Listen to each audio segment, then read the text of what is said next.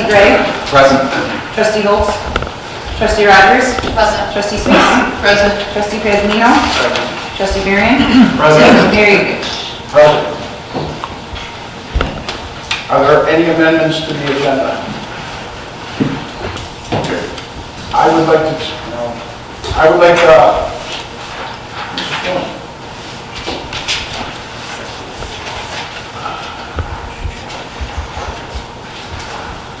Carrie, I don't have that paper here.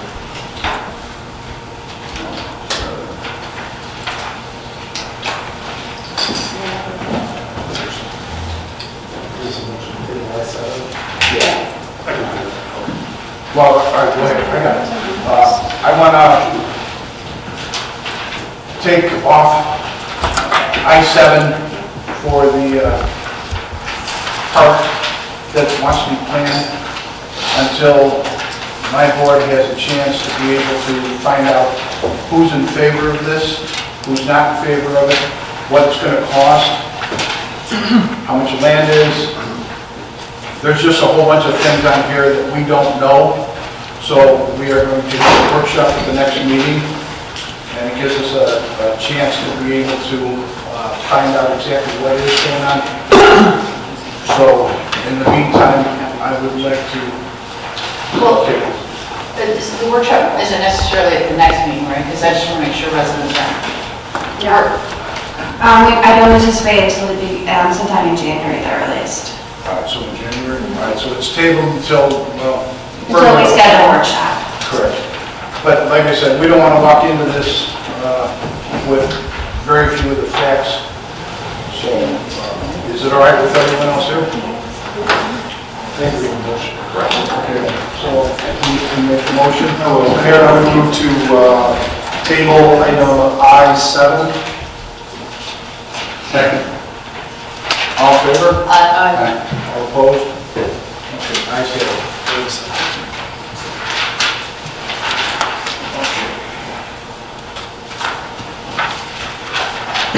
All right, recognition. Don, you want it? There you go. Don, you want to come up front, please?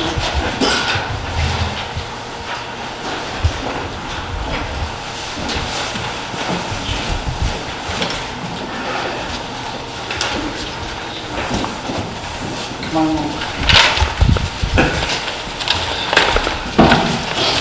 First one.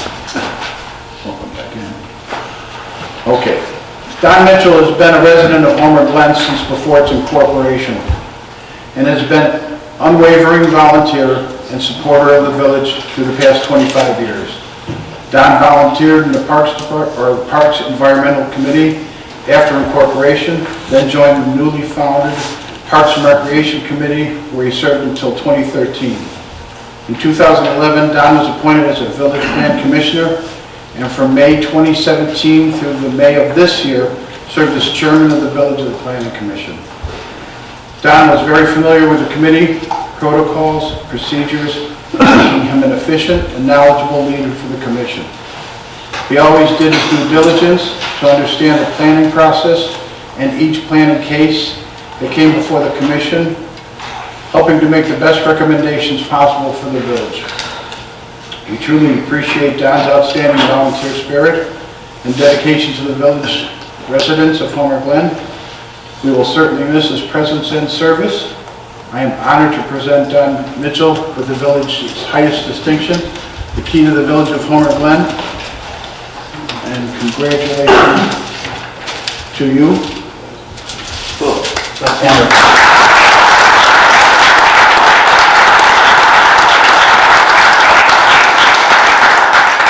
Now you can go do whatever you want, whenever you want. Thank you, sir. I really appreciate it. Thank you. Thank you, sir.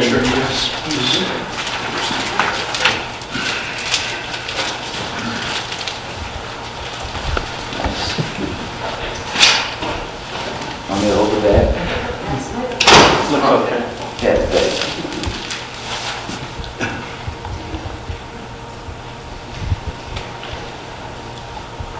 Well, so, thank you, Matt. Thanks, Don. There you go, man.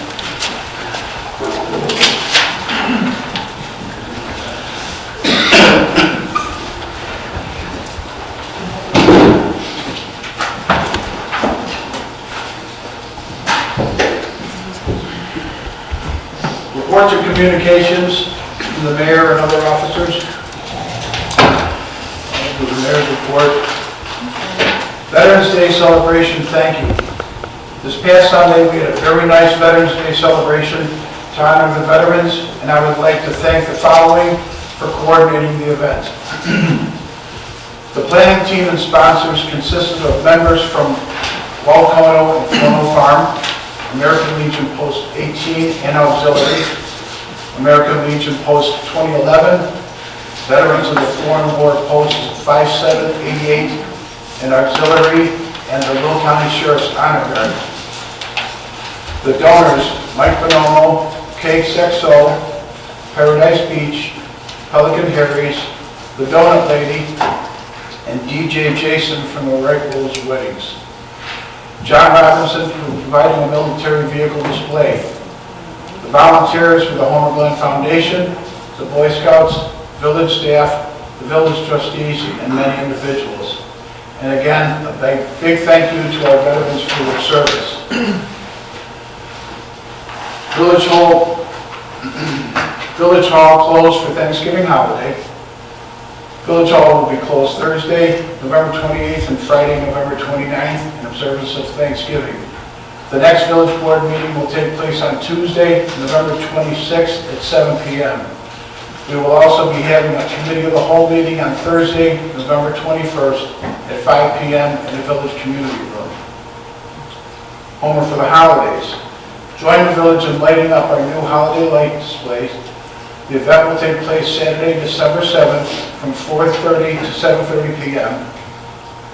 Homer for the Holidays begins this year with a lighting ceremony at the Active Core in Heritage Park. The event includes monumental holiday light sculptures and thousands of mini lights, new light poles, and tree spritzers. Photos with Santa, holiday crafts, live music, train rides, hot cocoa, and more to follow. Food truck will have dinner available for purchase. For more information, please visit www.homerglenil.org. And the last thing for me is with the time change, it's darker in the morning and it's darker earlier in the evening. The construction still is out there. It is very hard to see, so please just take it easy because Monday when we had some snow, I had to call a lieutenant and tell him that there's cars all over the ditches. So please slow down and be careful. And with that, we'll turn it over to the trustees. Trustee Sweets. No report, Mayor. Okay. Trustee Piazmino. No report, Mayor. Trustee Andrews. I think I just want to reiterate that, thank everyone for coming out and supporting the veterans events. I think it's really important to emphasize that this event would not and could not happen without Kono's, the support of Kono's.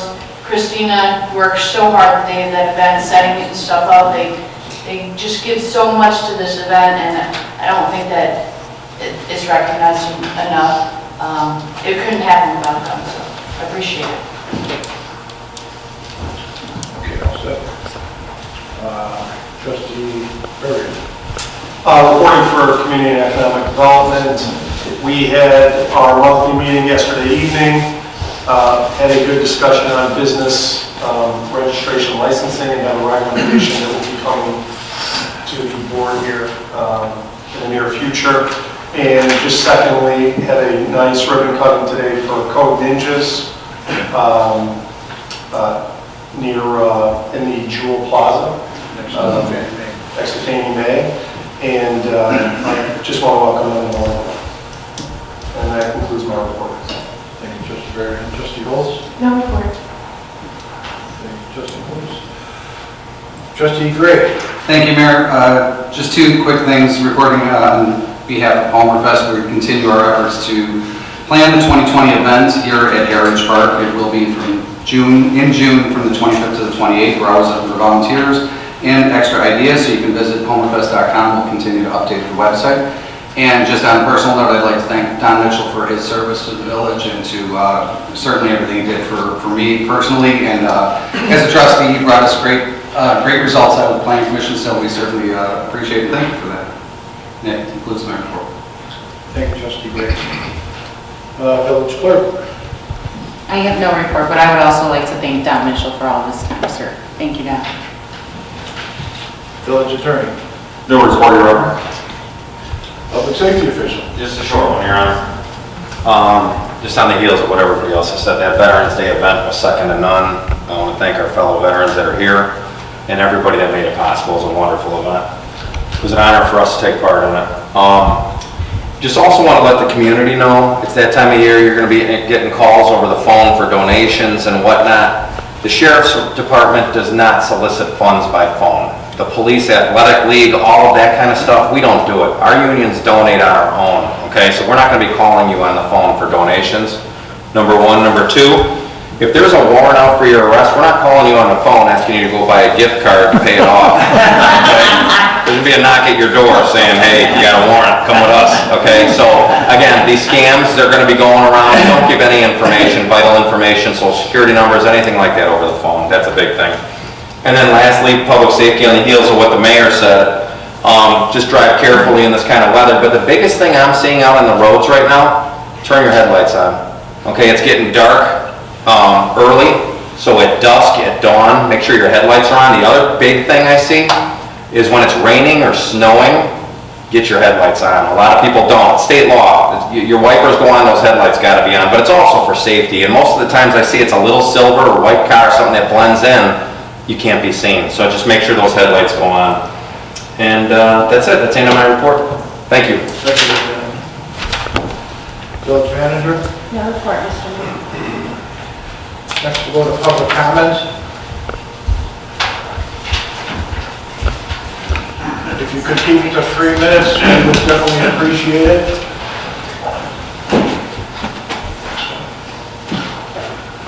John Quick.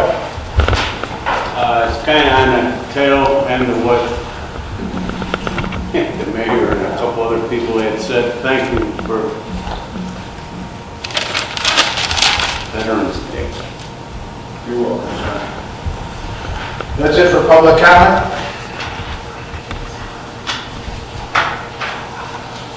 Next is the consent agenda. All matters listed under the consent agenda are considered routine by the village board and will be enacted in one motion. Is there a motion to approve the following items? 1, the approval of accounts payable for the period of October 25th, 2019 through November 14th, 2019 in the amount of $249,518.85.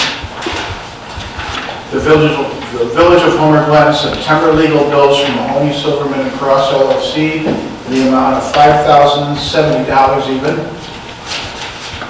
3, Tria Architecture's invoices number 3059 and 3139 for construction observation of the active core project at Heritage Park in the amount of $9,978.36. For Tria Architecture's invoice number 3140 for Heritage Park's schematic design services in the amount of $63,000. The 2020 Illinois Municipal League Risk Management Association IMRL RMA contribution invoice renewal in the amount of $46,459.39. Number 6, a bid waiver and proposal for Rettinger, Tonelli and Associates, Inc. for the creation of the GIS storm sewer database for the Village of Homer Glen for the lump sum amount of $26,750. Is there a motion? So moved. A second. Trustee Burrian, second by Trustee Rogers. Is there any other discussion? Madam Clerk, would you please call the roll? Trustee Holtz? Aye. Trustee Rogers? Aye. Trustee Suisse? Aye. Trustee Varian? Aye. Trustee Pazmino? Aye. Trustee Gregg? Aye. Motion carries. Legislation and action items. Appointment of Dan Foley to the Village of Homer Glen Plan Commission. Dan, could you please step up to the podium? Is there a motion to approve the appointment of Dan Foley to serve as a member of the Village's Plan Commission for the term expiring on May 31st, 2020? So moved. Trustee Gray, I'll second. Trustee Suisse, any discussion? I do have a question. I'd like to know a little bit more about you, Mr. Foley. You stated in your letter that you wanted to help shape the community's future. Can you explain your statements? Well, I've lived here for 48 years. I live right off of 159th Street. The last 4 years I've watched 159th Street be built. I'd like to I'd like to live in a neighborhood where we could go to a restaurant in our neighborhood. I like, hopefully 159th Street gets built up. I'd like to spend my money here instead of going to other places. Okay. And just one other thing, the village's motto is community, nature, and harmony. What does that mean to you? I believe it's with nature, not to have the community built so big buildings, stuff like that. But the community, it's like it's built right now. That's why I've lived there so long. Thank you. Does anyone else have anything? Madam Clerk, could you please call the roll? Trustee Rogers? Aye. Trustee Sweet? Aye. Trustee Barron? Aye. Trustee Pezino? Aye. Trustee Gray? Aye. Trustee Holz? And I say aye. Thank you. Thanks for your work. Thank you very much. Thank you. Looking forward to seeing you. Thank you. Number 2, is there a motion to approve ordinance number 19-051, an ordinance granting 1, variance to increase the maximum permitted height of a fence located in the corner side yards from 4 feet to 6 feet, and 2, a variance to permit a solid fence in the corner side yard where fences are required to be open in design for certain real properties located at the R4 Single Family Residential District at 13942 West Greenleaf Lane, Homer Glen, Illinois. So moved. Trustee Holz, Second. Trustee Gray, discussion? I think this is a perfect example of why this particular ordinance is kind of being my bonnet, and it's not one size fits all, unfortunately, so I think this is a perfect example of why the variance should be granted.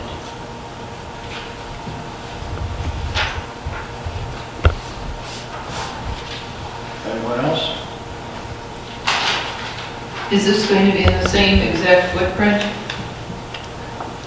Yes, it's the same fence. The fence It's is just down. higher on that one side. And we were the told, one side that goes parallel to Saudi Westland and the Right. Yeah, it's just gonna make it happen. okay, and I know, I was out there too, and it does not block any views because No. it's far enough off, so that's good. It's set back. Okay. Thank you. All set? Any other? Madam Clerk, could you please call the roll? Trustee Sweet? Aye. Trustee Barron? Aye. Trustee Pezino?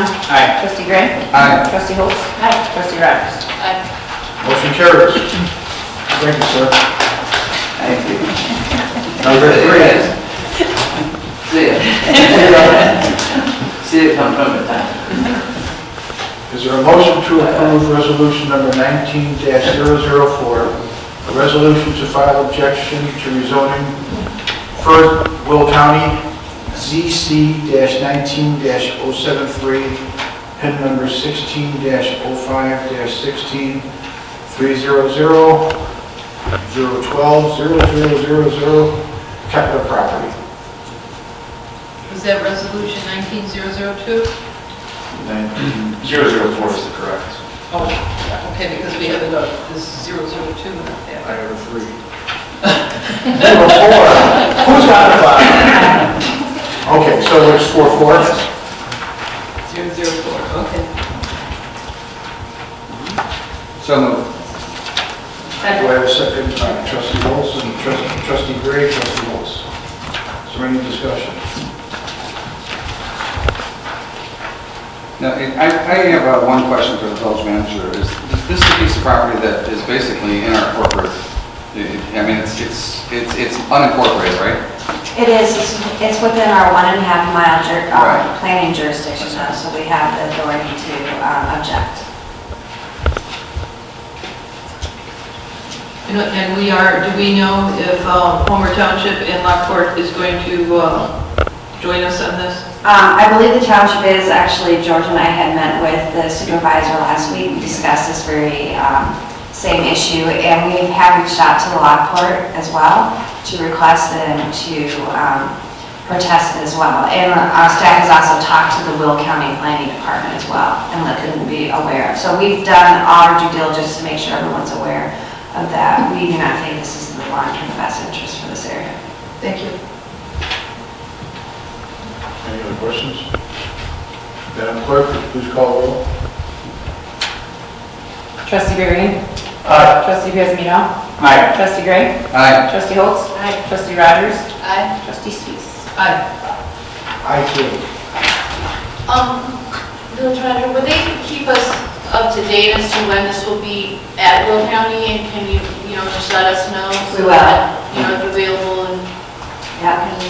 So by us filing an objection, we will automatically force a supermajority vote of the Will County if they decide to go ahead and approve it. The information that we have received from Will County is they're still reviewing it. They have some additional information they've requested as well. So they have some concerns as well. It's not just us.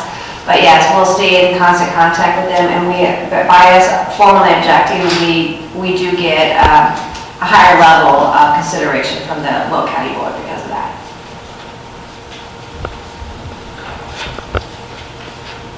All right. Thank you.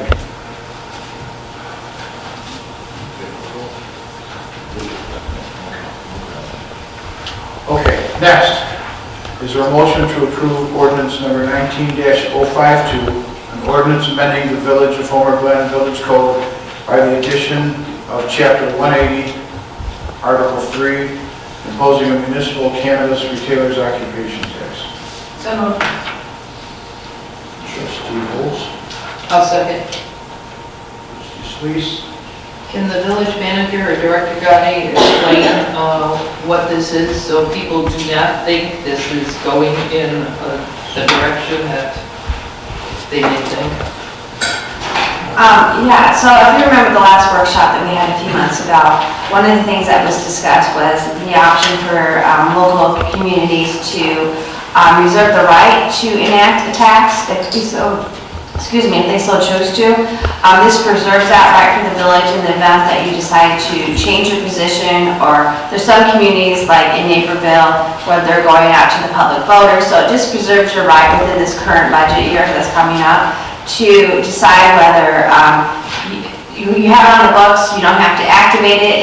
If the next vote is where you can continue to prohibit it, then it's kind of a moot point, but it does just preserves all the opportunities available to the board for the upcoming year. Thank you. Is this something that has to be instituted prior to January 1? Okay.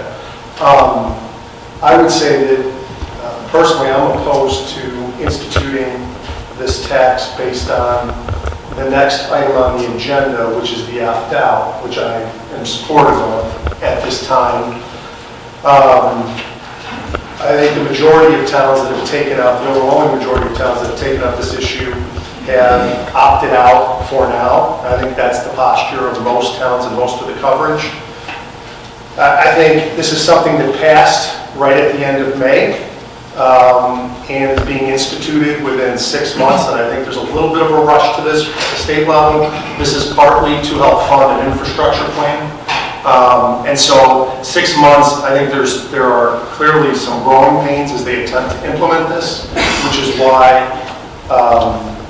amongst other reasons, none of which are, for me, an opt-out permanently. I look at this sort of like when video poker was instituted. We said, let's maybe not be the first ones through the wall. Let's be cautious on this. Let's let this be instituted. Let's watch this. And then at some point we opted in on that. And so I look at it the same way. As it relates to this tax, is for me, opting out for the foreseeable future, which I think, for me, is at least the next year, is therefore, that's the way I view the opt-out for me. Why would I vote to institute a new tax on something that I don't foresee myself voting for to opt in over the course of the next year? Something to re-examine at the latter part of next year after this system is in place and some of the wrinkles are ironed out. I mean, 60 Minutes just had something in the last couple weeks about the program in California, and some of the serious problems with the program right now. So for me, it's not a moral thing, it's more of a, I think for me, I agree with the majority of the towns right now, and certainly most of the towns around us that have already opted out. And so with my next vote on the next issue being an opt-out, I just don't see the need for me to support the creation, potentially, even though I know it's on the books, but it's not in effect unless we opt in. I just don't see the need at this point for me, knowing that the next year it is an opportunity to watch this go through some growing pains and maybe not be one of those first towns through the wall. Anyone else? I would, oh, go ahead. Go ahead. No, please. No, I was just curious, is this tax only good for a year? Is it good like it goes on, like say if no decision, if a change of mind is done 4 or 5 years down the line? Is there an expiration on this? Yeah, no, there is no expiration on it. But it can be rescinded at any time via court. But if the board, if the future board were to take a vote to Trustee Burion's point about, presuming that the next item piece is going to be enacted and will have prohibition, that's my assumption, that is my support as well. But if a future board were to change that, does this tax go into effect automatically with that, or do they vote also to accept the tax and to levy the tax? It's already in effect. So, and is it going to be at 3%? You don't have to vote again, yeah. It's not in, because we have the opportunity to go up to 3%, right? So this is for the full. Could a future board decide to allow cannabis sales and lower the tax rate if they wanted to? So they could come in at 1% to see how that goes. I get Trustee Burion's sensitivity to it, but I'm okay with the tax portion. I wasn't at first. I must say I did have to get my head around it. But I think it's just a tool to have there, and then we're not going to be on this board forever, and if some other board comes along and they wanted to do it because the situation's changed, in order for them to start to collect the revenue from that, and not have to wait until January of the following year, that's correct, right? That gives them the tool, just like I'm sure we're now enjoying tools that maybe previous boards, when the mayor was a trustee, have put in place, and we're benefiting from those. So while I get the sensitivity to not enacting a new tax, this would have my support as well as my prohibition on the sales. Let me, just one point for clarification. I'm not talking about future board. I'm talking about watch this unfold over the course of, again, watch this unfold over the course of the next year as it's implemented, some of those growing pains, which are inevitably going to be part of a program that's instituted this quickly. And so I'm not talking about making any decisions for any future board. I'm saying that for me, I'd like to take the course of next year to watch this implementation. And if there was something at that time that we wanted to opt in for that following Jake, it's still the same board at that time. There's not a new board prior to. So I'm not talking about something years down the road, just potentially latter part of next year, giving it enough time to be fully implemented and see whether it's something that we want to enter into. So I just want to clarify that. I'm not looking to make a decision or make it any harder for any future board. This is me saying, I can't imagine sitting here next May going, you know what, I think we want to opt in now. I want to opt in now. I don't think there's going to be enough information or enough time. So I look at it as next year is sort of that opportunity, should we opt out, to look at that program. And at that time, if we wanted to opt in, we had to January 1st next year to put this on the books. But to put it on the books, I would say the only reason to put it on the books now and to institute a new tax would be because there's a likely chance we may opt in at some point next year. I don't see me voting for that the next year because I just don't think there's going to be enough information at that time. Sure. That's all. And I'll agree with Trustee Burion on it. When we first had gaming come before us, the reason that we wanted to see what happened is you had the Dotties, you had the Angelus, you had all the gamers that just came in here, and all it was to take money. I mean, they benefited a little bit from the 5% they got from the state, but you go to some villages that are around here, I won't mention any, but they've got 6 in a row. There's one place where there's a Dotties, another gaming place, and another Dotties next to it. That's not what But at that time, I wanted for this village, and that's why it gave us the time to be able to figure out what wasn't going to fit, and I think the way we have it right now is perfect. We've got restaurants, they're the only ones that do have it, and look at the other places that have it, beauty salons. There's one funeral parlor that's got it. So that's what it can turn out to be. So all I'm saying is for the marijuana end of it, I would like to wait the year and see what happens. If it works out, then that's great. If not, I don't want to be part of the problem. So that's just my feelings on it. Anyone else? I think the trustee Varian said it well. Yes. So Madam Clerk, could you please call the roll call on number 4? Trustee Pezino?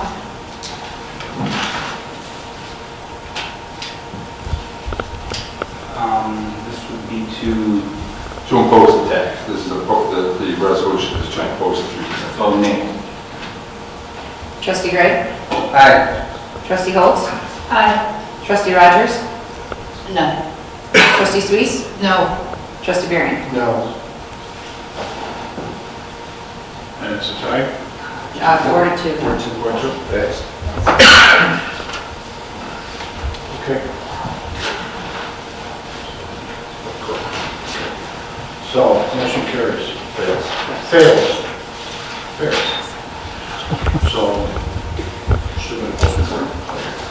is there a motion to approve ordinance number 19-053, an ordinance amending the Village of Homer Glen's Village Code by the addition of Chapter 155, Article 11, prohibiting cannabis business establishments? I so move. Trustee Suisse, Second. Trustee Gray, discussion. As I was saying.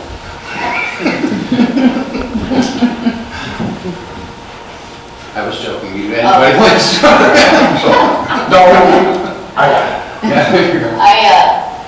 I think the letter from the Public Safety Committee, or the public safety officials, the sheriff and the fire departments and the surrounding fire departments speaks volumes to my reasoning for opting out of this at this time. I think that they, I respect their opinion greatly. They're the taxing body that's going to be impacted the most by it as well, I believe. Anything else? Madam Clerk, you want to call the roll, please? Trustee Gray? Aye. Trustee Holtz? No. Trustee Rogers? Aye. Trustee Suisse? Aye. Trustee Varian? Aye. Trustee Pezino? Aye. Motion carries. Number 7 is tabled. The next, is there a motion to approve?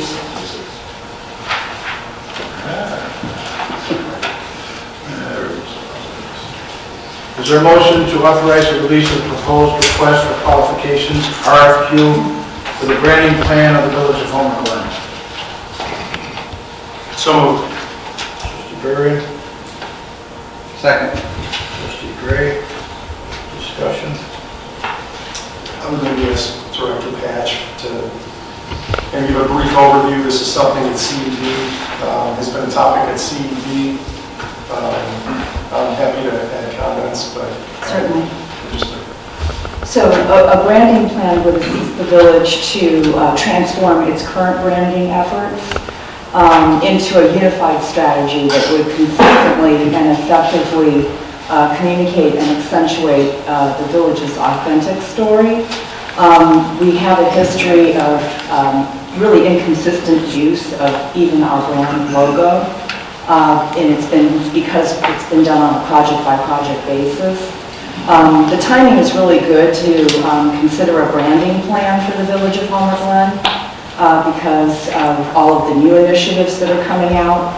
Even in our strategic plan, it was identified that there's an opportunity to help improve the sense of community, and branding can go a long way.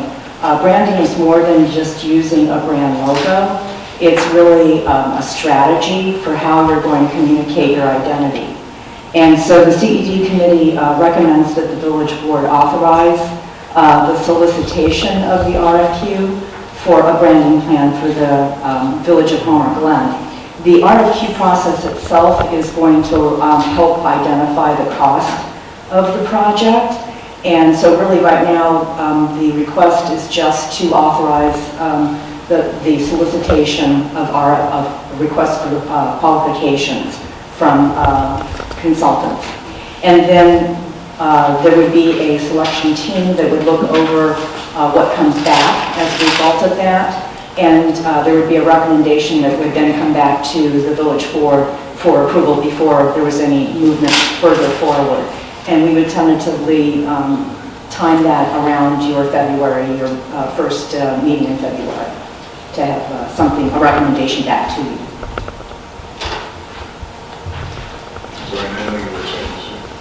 No, I would just offer, I think and Mayor certainly, part of CED is participating in these discussions. I think timing-wise, with 159th Street, and I knock on wood here, but we've said this several times now, but near the end of the road on open traffic in both directions, the larger point is that 159th Street is, I think, ready for the first time since that project has begun, real growth and development. And also, while part of what this board has talked about and is in this year's budget is signage and entrance signage, as we just approved the gas and wash on 159th Street and Gallagher, the entry sign for Welcome to Homer Glen is part of that project. I think CED just thought that this may be a good time before we spend the money on something, a semi-permanent sign like that. Let's make sure that our branding is cohesive. And what was somewhat, I think, eye-opening to me in some regards, as part of the presentation that Director Patch gave at CED, is all of the different ways in which our branding is used right now. And it is, as much as I've always thought it's similar, right? It may not be the exact tree sort of thing, but it's the Homer Fest versus what I would say is a refreshed logo a little bit on Heritage Park that we all approved. It still incorporates the tree, but this is the time as we start truly selling that 159th Street development opportunity and some of the signage that we're going to be investing in. This may be the time to pause and say, hey, let's make sure that our branding is as cohesive as we'd like to see it be.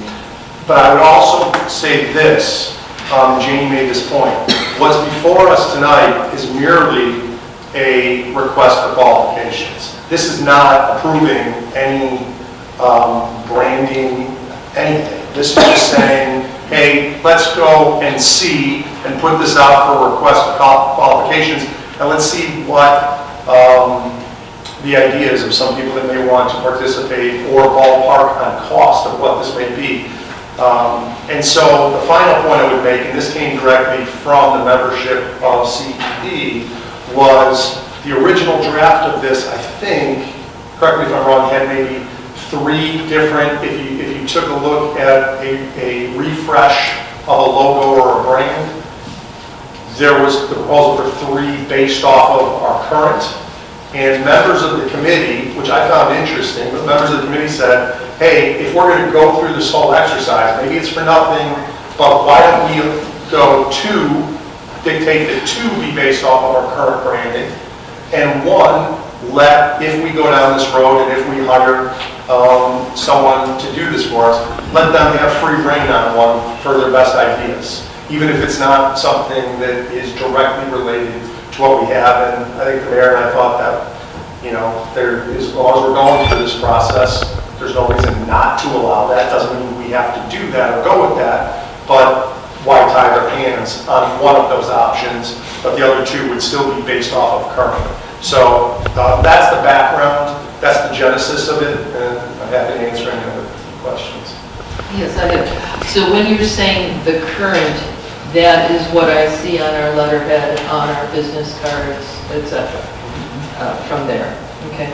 And then you said, like in the samples here, there was the different, like the fest. How you know, with the sun and the sunglasses, I mean, you can't always use the same type of branding for different type of events that we have. Well, I think the goal would be, Jamie or Carrie, please speak. I think the goal would be to have some sort of cohesiveness throughout. It may not be, you know, what we talked about today is the seal, right? The seal may not be used in everything, but some sort of cohesiveness through it. So when you look at the Homerfest logo, it's a nice logo, but it's completely distinct from anything else that we have. Can I just try to? Sure. No, go ahead. So that originated during the time it was a cooperative effort between the township and the highway department and the village. It is a copyrighted logo. We carried it over last year, but now that it's a village event, I don't see why we can't revisit and maybe come up with a more. I like it personally, but I don't think our hands are tied with using it. I don't know that if we change the logo, that it would stop people from coming. Thank you. The Business Connect, the Diamond Shop Homer Glen, which has been around for the better part of a decade. I was on CED as a community volunteer at the time when we did that. Those things, if you look at them by themselves, other than the words Homer Glen, don't necessarily, there's no cohesiveness to it. And so that, I think, is the goal of the exercise. I would simply say that it doesn't mean that we actually have to go forward with this exercise, right? This is just to put a request out for qualifications and, as I said, sit with people, discuss it, here's some ideas, and almost, for me, most importantly, get an idea of ballpark on expense for this, right? And then we as a board, I think after that process, can make an more educated decision on whether this is something we actually want to go forward with, or whether we think there's another way to do it. But right now, it's merely just to put out a request for qualifications. And while this is just a request for qualifications, it is a good idea to do this, because you can see from all the pages we have here of all the different uses of our logo.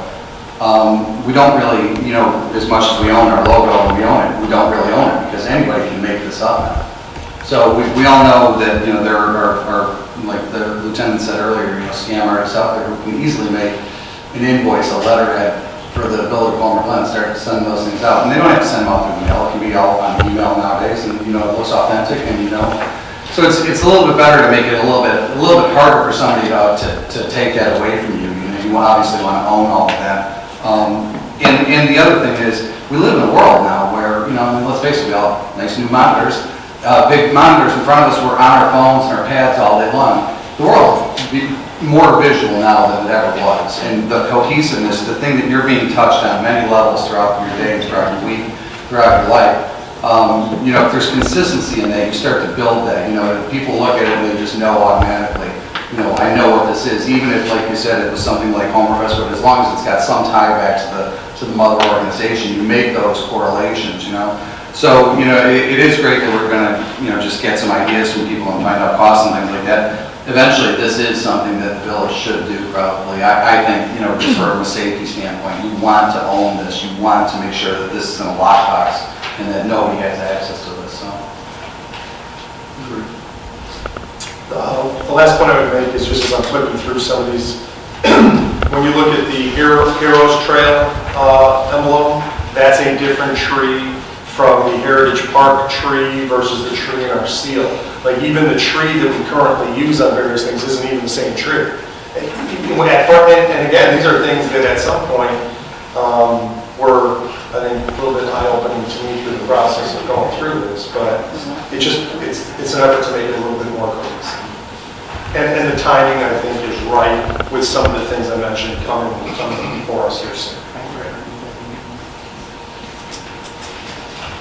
Anything else? Madam Clerk, would you please call the roll? Trustee Holtz? Aye. Trustee Rogers? Aye.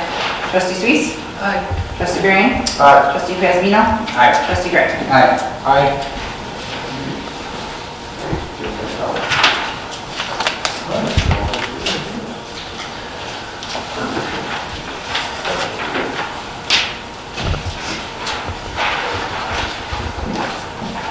there a motion to approve the proposed Heritage Park disc golf course layout?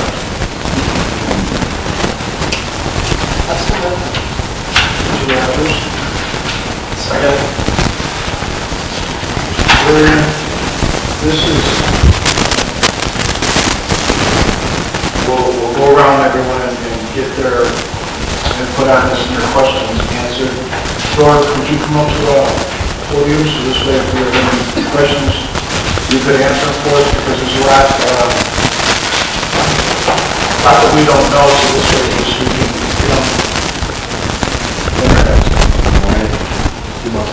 So, are there any questions first?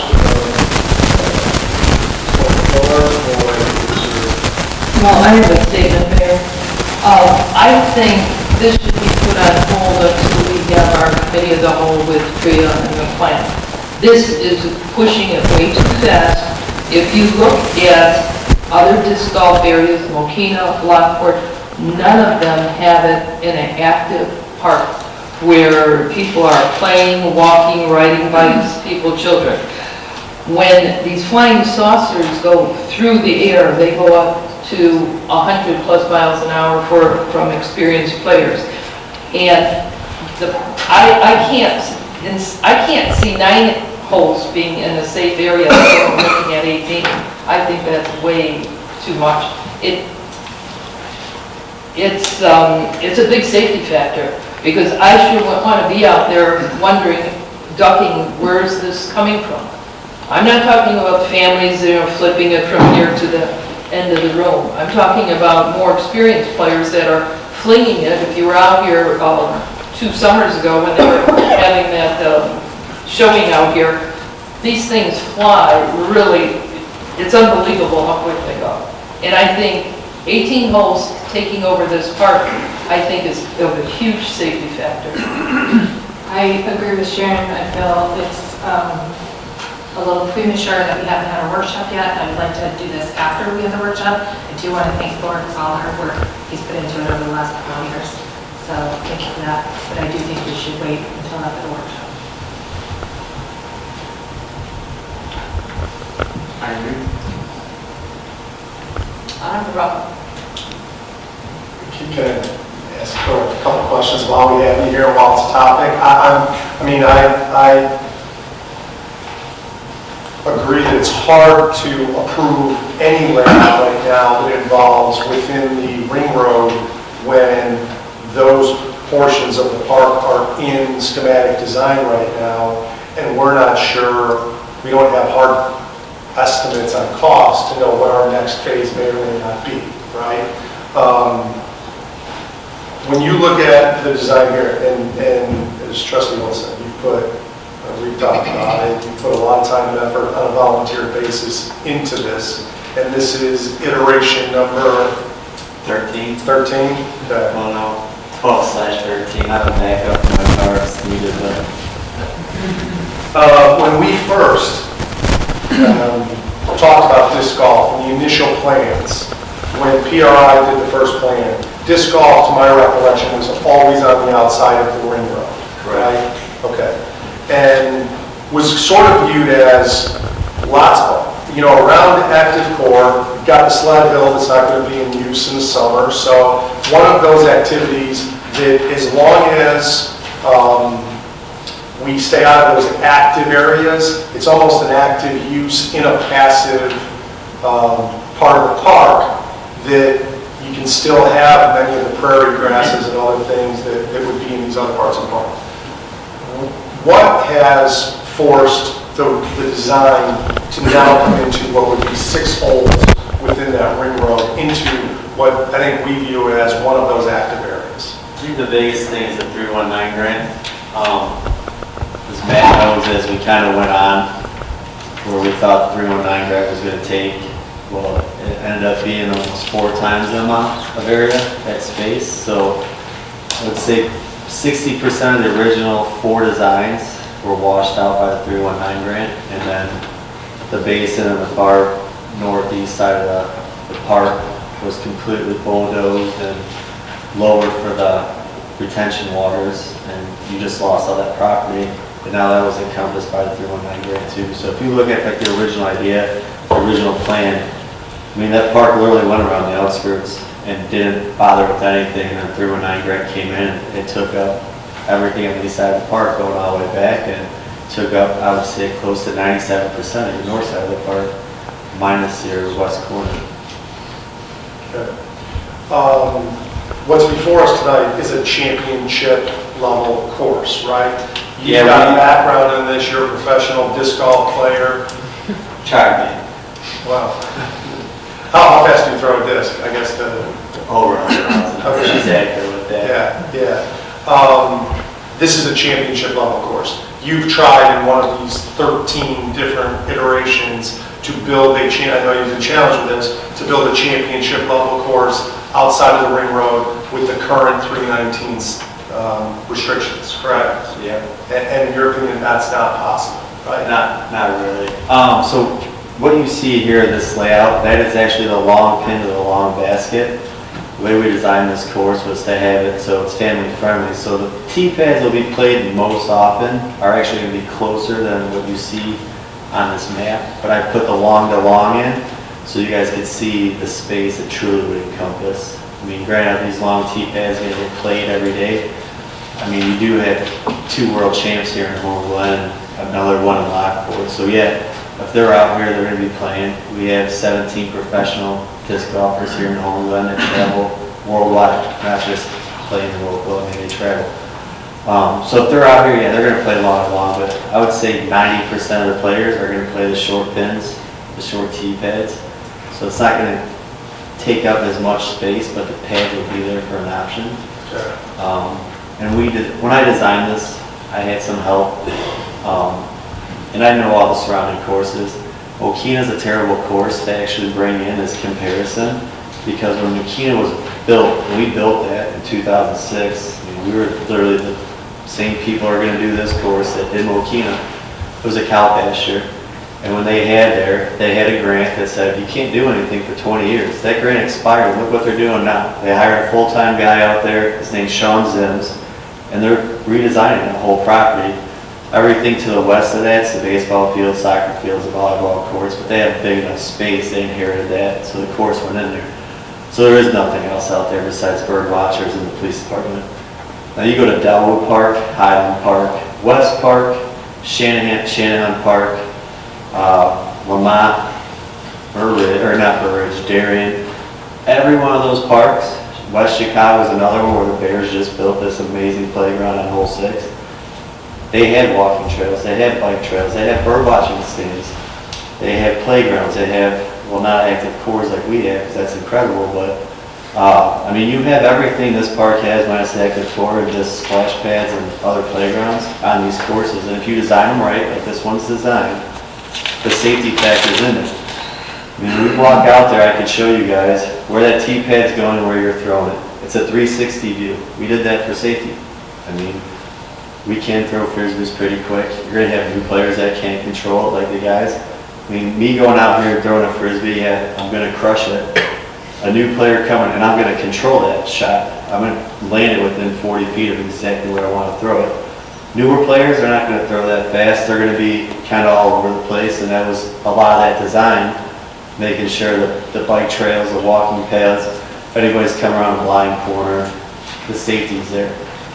And looking at this map, you can't really see that, but when you walk out there and you actually see how it's laid out, you put certain signage up for both disc golfers and the community coming out to share the park. It works, and it's safe.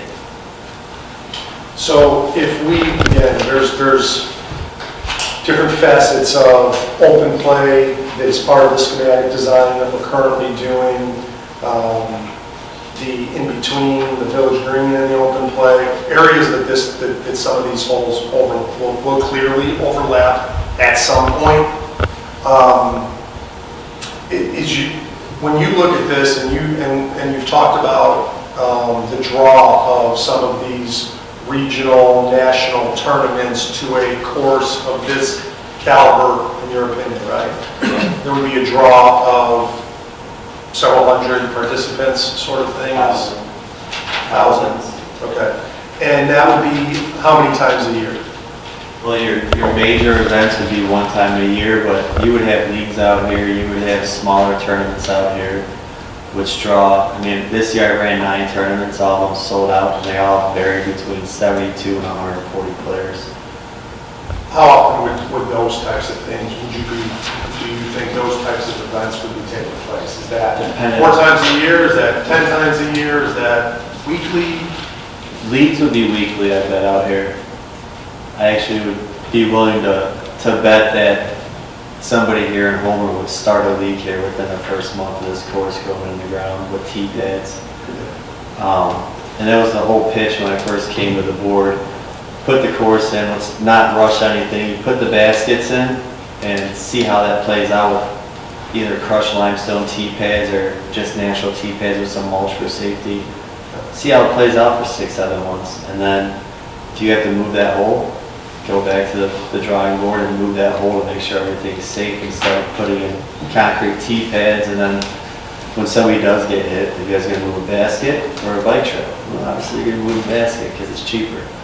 But, I mean, just kind of taking those safety steps of getting the baskets in. And obviously we can't do it now anyway, so I mean, you could board this until spring, but I'd like to work on it first in spring when I'm slow.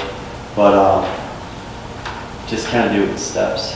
And then you can see when the baskets are in, they're playing it, how it's going to pan out.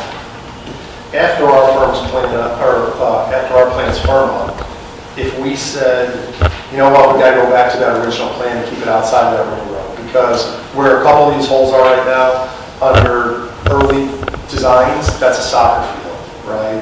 That's and there is a balance of other community use. And that's why I asked about, is this setting up this course 4 times a year, and we, you know, sort of close things for those big tournaments, and all other times we can contain this to outside the ring road, but on those big tournament days, because it is just sleeves in the ground and movable. Yeah. You know, are there 4 or 5 times a year we quarter off these big tournaments? But if we said, look, we just don't think it works within the ring road, because this is going to be active open play, and there's going to be some playground equipment down near the southern park, what would you say if you've got to keep this outside the ring road? What's your answer? What's your response to that? I'd say George needs to email a senator, let's plant some milkweed patches out there and rearrange our 319 grant. U.S. Senate. I would object to that. The 319, what's that? Do we know the period of years that we're limited? 10. Okay, so for 10 years, and that clock is running as we speak, right? Yes. Okay, so I think, and again, I agree that today this is a tough thing to approve in any format, because we have a committee of the whole in a couple of weeks to talk about more schematic designs. We don't know what phase is going at what point. But I think it's important to evaluate all the options here, even if one of those options is, look, one day, even though it may be 9 years from now, we could have an incredible championship level when 319 restrictions are off. But in the meantime, we're going to have to go with something a little more family friendly, keep it outside the ring road. I'm asking these questions to, I think, help me think about all the options as we go forward and eventually not waste your time. And I know you've been patient with this already, all in a volunteer capacity, so we appreciate that. But I want to make sure that have all the potential options and what's best not only for potential disc golf, family use, maybe the potential of tournament use, but also all the other activities going on in the community on any given day, which is going to be real balance here. Thank you for answering those questions. I have a question for Matt. The dotted line that we're looking at where it's crossing some of these lines, is that the walking and bike path that I'm looking at? Yes, so let me explain the map. Can you explain that a little bit more? The reason the map, maybe this might, it's a little smaller, but it gives you the reference. Village Hall is in the bottom left there, so you're looking north. So that dotted line that goes, it's 2 dotted lines running parallel, that is the path that runs back north, and for the most part, a lot of the 319 grant is on the outside of that path. So the concept plan that was referenced earlier, if you look at that, the path goes back to the far northeast corner where the grant is now, so that's kind of part of the reason why Thor had to adjust that plan, but that's what that line is. So some of these holes are actually going across that path? Right, I think... Or very close to it in other cases, yes. Yeah, it would be the tee box. So you'd be teeing off by there, throwing away from the path. Well, look at number 1, look at number 2, you're right there, number 3 and 4. Well, not 4, but 3, the first 3 ones are going right across or very next to the bike paths or the walking paths. I mean, that's not safe. Yeah. When me and Thor walked, of course, I think the reason that it's set up like that, and Thor can correct me if I'm wrong, but at those locations, the view is not, no one's coming around the bush. Maybe it's not ideal, certainly, but they're the 360 view that Thor mentioned earlier. That is the mindset there, but certainly would be. I also think the diagram is really intimidating. It's assuming, it's not showing that like these trees, what we talked about at the Parks Committee, it's not like a straight shot. It kind of, and it's hard to see. If you don't walk it, you don't see it. But I do agree that those 6 holes that are in the potential for open play could be under construction in the spring, depending on what comes from the 21st meeting. And then this is, if the board decides on the 21st that they wanted to, one of the things that they're talking about is grading that to get rid of some of that, some of the hills and things that are over there so that it's more open for a soccer game or something like that. If they decide to do that based on the next meeting, then we wouldn't be able to use any of this anyway in the spring. That's all going to depend on the cost in the meeting of the 21st. But I do think that this diagram, for lack of a better word, it is really intimidating. It does look like it's a straight line here, straight line here. It's just not like that. You walk it and you take the time to, go out there and actually stand there and see what it would be like to see. It's really nothing like this. It reminds me of the whole active court when we look at it, we're like, oh my God, it's so big, and then we go out there and it's just such a small area and such a large park. So I think it is a little bit intimidating, but I do agree that it's silly to make any kind of decision on this today when we don't know what's going to happen on the 21st with those 6 holes that they could be under construction in the spring.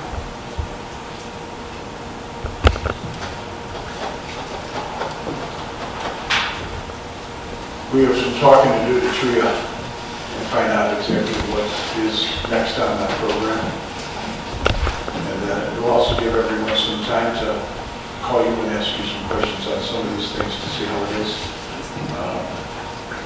Well, I think we should move to table it if they want to remove their, until we find out more information. We can do that. One last question. Timeline, right? If you, and I'm not, this isn't necessarily Thor installing that, but you know this as well as anybody. Timeline, if we said, you know what, that's approved, let's go, how long do we put sleeves in the ground and actually have it active? Because there's no concrete pads at this point. It's literally just sleeves in the ground that are removable baskets, right? And potentially some signage in each tee box. What timeline are we talking to do something? My team doing it, we just did my private 18-hole course in Lockport. Took out the baskets, put all new sleeves in less than 5 hours. So it sounds like we still have time. We're not going to wait. And the baskets are here, right? Baskets and sleeves are here. Yeah. Since March. So nothing's being delayed, I guess is my point. That this is for spring. Yeah. Right now it's too cold to go out there, and even if it wasn't cold, it's too wet. The ground's saturated, so we do more damage even trying to go out there. So you're better off waiting until spring, because if we do any damage, we can quickly seed over it, so it's ready to go by the end of the wet season. So there's plenty of time now. Is that a motion? No, we'd have to. Yeah. You're going to have to redo your motion, and Brian will amend it according. Beth, you made the motion and Brian seconded. I would amend my motion to schedule it. I would second that. Okay, and then all in favor? Aye. All opposed? Ayes have it. So we'll bring it back as soon as we start hearing something from TRIA of what is going on there. And that'll be within the next Well, meeting's on the 21st of this month. If you can come, that'd be great. If it's not snowing, I'll be here. If it's It snowing, better not be snow. I'll be in the truck. Thanks, Thor. Thank you. Thank you again, Thor, for all your time. I know there's been a lot of back and forth and miscommunication and all that, so I appreciate you being patient with us and hope that you'll continue to try to work through this with us. Oh, I will, it's in my backyard, so. Okay. Is there any new business?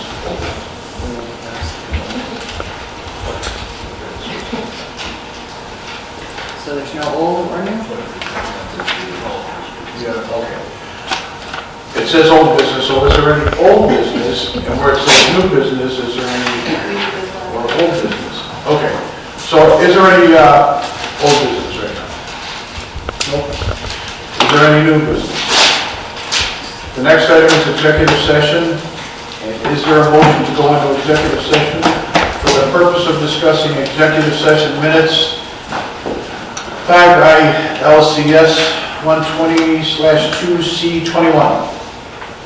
That's so moved. Second. Trustee Sleece, Trustee Gray, all in favor? Aye. Okay. Go into